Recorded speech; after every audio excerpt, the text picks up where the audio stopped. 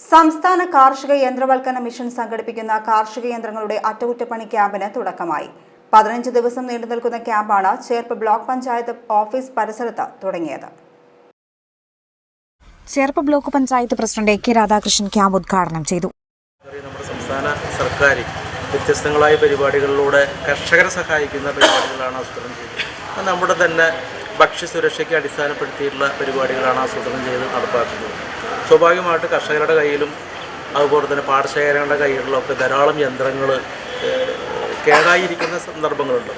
സ്വാഭാവികമായിട്ടും അത് നന്നാക്കുമ്പോൾ കർഷകരെ സംബന്ധിച്ച് വലിയ പൈസ ചിലവാക്കേണ്ടി വരികയാണ്. ആ പൈസ ചിലവാക്കുന്നതിന് ഒരു സഹായം എന്നുള്ള രീതിയിൽ, ഒരു കൈത്താങ്ങെന്നുള്ള രീതിയിലാണ് സംസ്ഥാന സർക്കാർ ഈ പരിപാടി ആസൂത്രണം ചെയ്തിട്ടുള്ളത്.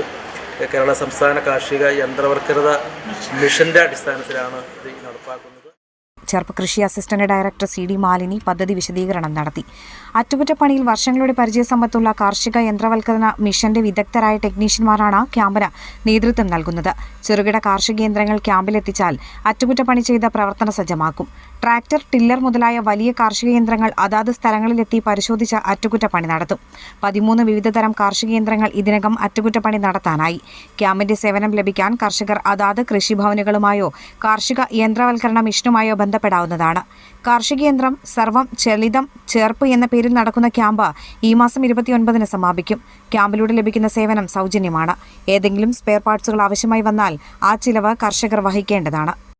ജയകുമാർ സാറിൻ്റെ നേതൃത്വത്തിൽ ഇനീഷ്യേറ്റ് ചെയ്ത ഒരു ക്യാമ്പാണ്.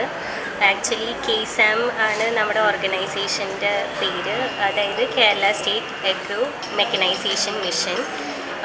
ഇത് 2018 തുടങ്ങിയിരിക്കുന്ന ഒരു മെഷീനാണ്.